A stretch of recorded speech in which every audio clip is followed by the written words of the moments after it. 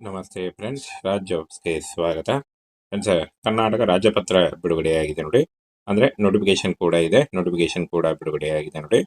Friends, ಇಲ್ಲಿ ಕಾಣಿಸ್ತಾ ಇದೆ ನೋಡಿ, ಕರ್ನಾಟಕ ಹೈಕೋರ್ಟ್ನಿಂದ ನೋಡಿ, ಕರ್ನಾಟಕ ಉಚ್ಚ ನ್ಯಾಯಾಲಯ ಬೆಂಗಳೂರು, ಕರ್ನಾಟಕ ಹೈಕೋರ್ಟ್ನಿಂದ ನೇಮಕಾತಿಗೆ ಒಂದು ಹೊಸ ಅಧಿಸೂಚನೆ ಬಿಡುಗಡೆಯಾಗಿದೆ.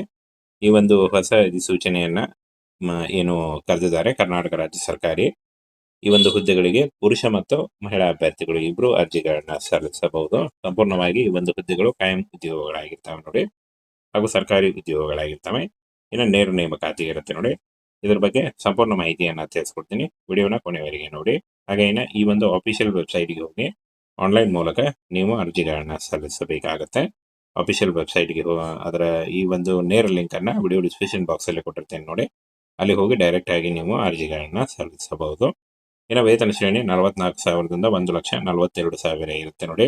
ಹಾಗೇನ ನೇರ ನೇಮಕಾತಿ ಇರುತ್ತೆ, ಯಾವುದೇ ರೀತಿಯಾದಂತಹ ಲಿಖಿತ ಪರೀಕ್ಷೆ ಇರಲ್ಲ. ಈ ಒಂದು ಹುದ್ದೆಗಳಿಗೆ ಯಾವುದೇ ರೀತಿಯಾದಂತಹ ಲಿಖಿತ ಪರೀಕ್ಷೆ ಇರಲ್ಲ ನೋಡಿ.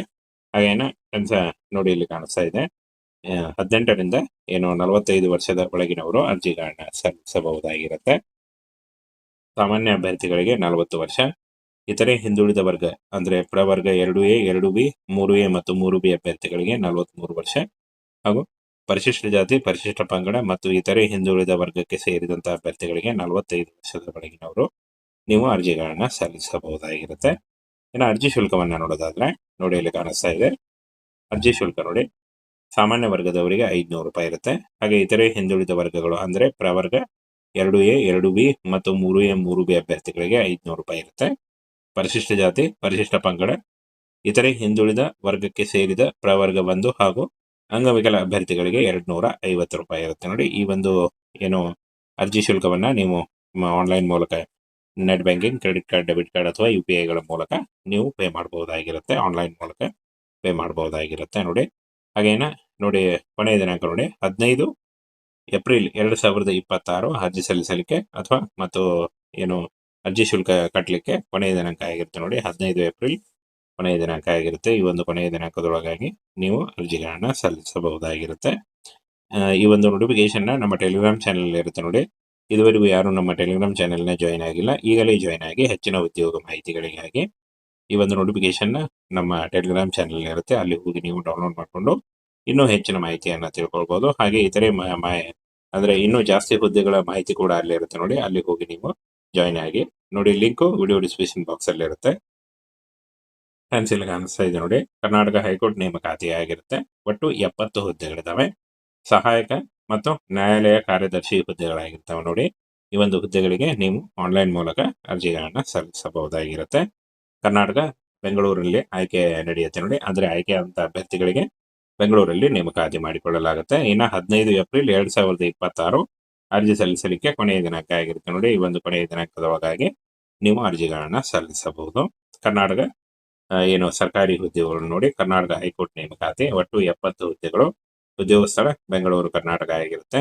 ಹುದ್ದೆ ಹೆಸರು ಸಹಾಯಕ ಮತ್ತು ನ್ಯಾಯಾಲಯ ಕಾರ್ಯದರ್ಶಿ ಆಗಿರುತ್ತೆ. ಇನ್ನು ವೇತನ 44,000ದಿಂದ 1,42,000 ಪರ್ ಮಂತ್ ಸ್ಯಾಲರಿ ಆಗಿರುತ್ತೆ ನೋಡಿ. ಇನ್ನು ಹುದ್ದೆಗಳ ವಿವರವನ್ನ ನೋಡೋದಾದ್ರೆ ನೋಡಿ, ಇಲ್ಲಿ ಸಹಾಯಕ ನ್ಯಾಯಾಲಯ ಕಾರ್ಯದರ್ಶಿ 59 ಹುದ್ದೆಗಳಿದ್ರೆ, ಸಹಾಯಕ ನ್ಯಾಯಾಲಯ ಕಾರ್ಯದರ್ಶಿ KKR 11 ಹುದ್ದೆಗಳಿದಾವೆ ನೋಡಿ. ಈ ಒಂದು ಹುದ್ದೆಗಳಿಗೆ ಆಯ್ಕೆ ಮಾಡಿಕೊಂಡು ನೀವು ಅರ್ಜಿಗಳನ್ನ ಸಲ್ಲಿಸಬಹುದು.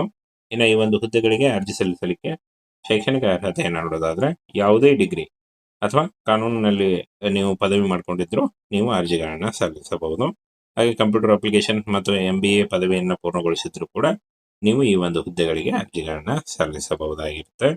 18ರಿಂದ 40 ವರ್ಷದ ಒಳಗಿನವರಾಗಿರ್ಬೇಕಾಗುತ್ತೆ ನೋಡಿ. ವಯೋಮಿತಿ ಸಡಿಲಿಕೆ ಕೂಡ ಇರುತ್ತೆ. SC ST ಪ್ರವರ್ಗ 1 ಅಭ್ಯರ್ಥಿಗಳಿಗೆ 5 ವರ್ಷ, ಹಾಗೂ ಕ್ಯಾಟಗರಿ 2A, 2B ಮತ್ತು 3A, 3B ಅಭ್ಯರ್ಥಿಗಳಿಗೆ 3 ವರ್ಷ ಇರುತ್ತೆ.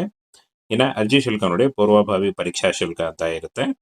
SC ST ಪ್ರವರ್ಗ 1 ಮತ್ತು PWD ಅಭ್ಯರ್ಥಿಗಳಿಗೆ 250 ರೂಪಾಯಿ ಇದ್ರೆ, ಸಾಮಾನ್ಯ ಕ್ಯಾಟಗರಿ 1, 2, 3 ನೋಡಿ, ಅಂದ್ರೆ ಕ್ಯಾಟಗರಿ A, B ಮತ್ತು 3A ನೋಡಿ, 2A, 2B ಮತ್ತು 3A, 3B ಈ ಒಂದು ಅಭ್ಯರ್ಥಿಗಳಿಗೆ 500 ರೂಪಾಯಿ ಇರುತ್ತೆ ನೋಡಿ. ಆದಷ್ಟು ನೀವು ಏನು ನೋಟಿಫಿಕೇಶನ್ ಚೆಕ್ ಮಾಡಿಕೊಂಡು ನೀವು ಅರ್ಜಿಗಳನ್ನ ಸಲ್ಲಿಸಬಹುದಾಗಿರುತ್ತೆ. ಇನ್ನು ಮೇನ್ ನೋಡಿ, ಆಯ್ಕೆ ಪ್ರಕ್ರಿಯೆಯನ್ನ ನೋಡೋದಾದ್ರೆ ಪೂರ್ವಭಾವಿ ಪರೀಕ್ಷೆ, ಮುಖ್ಯ ಲಿಖಿತ ಪರೀಕ್ಷೆ, ಸ್ಟೆನೋಗ್ರಫಿ ಪರೀಕ್ಷೆ ಮತ್ತು ಸಂದರ್ಶನದ ಮೂಲಕ ಆಯ್ಕೆಯನ್ನು ಮಾಡಿಕೊಡಲಾಗುತ್ತೆ ನೋಡಿ. ಇನ್ನು ಆನ್ಲೈನ್ ಪರೀಕ್ಷೆ ಅಥವಾ ಆನ್ಲೈನ್ ಇರುತ್ತೆ. ಹಾಗೆ ಆನ್ಲೈನ್ ಅರ್ಜಿ ಸಲ್ಲಿಕೆ 15 ಏಪ್ರಿಲ್ 2026 ಆಗಿರುತ್ತೆ. ಅರ್ಜಿ ಸಲ್ಲಿಸುವಾಗ caste income certificate, photo, educational documents ಮತ್ತು ನಿಮ್ಮ ಆಧಾರ್ ಕಾರ್ಡ್ ಇಷ್ಟನ್ನ ತೆಗೆದುಕೊಂಡು ನೀವು ಆನ್ಲೈನ್ ಮೂಲಕ ಅರ್ಜಿಗಳನ್ನು ಸಲ್ಲಿಸಬಹುದಾಗಿರುತ್ತೆ.